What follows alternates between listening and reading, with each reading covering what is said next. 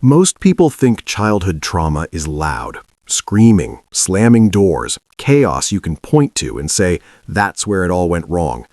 But there is another kind of childhood trauma that almost never gets named. It leaves no scars, no dramatic memories, no single moment you can blame.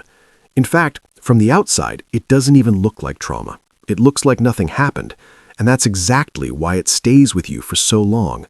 Because you grow up functioning, responsible, maybe even successful, yet quietly disconnected from yourself. You don't feel broken, you don't feel sad, you just feel distant, flat, empty in a way that's hard to explain. And the most confusing part is that you don't know why. If your childhood was calm, quiet, and uneventful, but something inside you has always felt slightly out of reach, this video may finally put words to something you felt for years. You were not abused. No shouting, no hitting, no chaos that people notice. You were fed, clothed, educated. From the outside, your childhood probably looked normal, maybe even good.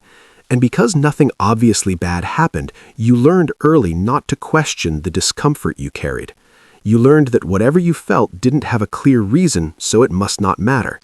This is where emotional neglect hides. Emotional neglect is not about what happened to you, it's about what didn't happen. No one consistently noticed your emotions. No one helped you slow down and understand what you were feeling. No one showed you that your inner world mattered as much as your behavior. As a child, you didn't have the language to understand this.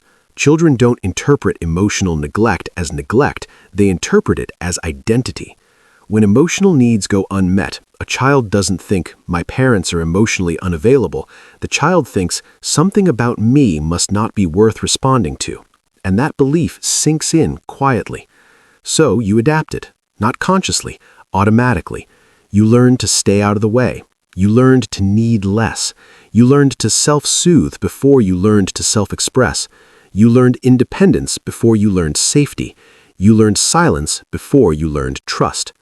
From the outside, this looked like maturity. You were the easy child, the low-maintenance one, the one who didn't cause problems. Adults praised you for it.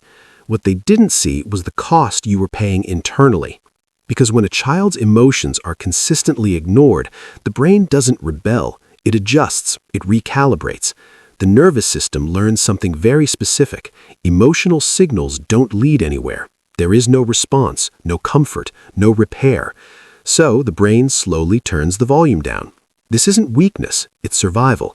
A child who feels deeply in an emotionally empty environment suffers more. A child who numbs survives better. Over time, that numbness stops feeling like a strategy and starts feeling like who you are.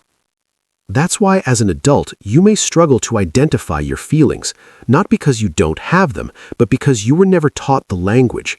When someone asks how you feel, your mind goes blank. You say, I'm fine, and genuinely mean it. You say, I don't know, because you truly don't. Emotional questions don't feel comforting, they feel intrusive. Not because you're cold, but because emotional closeness feels unfamiliar. This is why emotional neglect often hides behind competence. You might be reliable, high-functioning, the person others depend on. You show up, you perform, you get things done. And yet, inside, there's a persistent sense of distance from other people, from yourself. Happiness feels muted.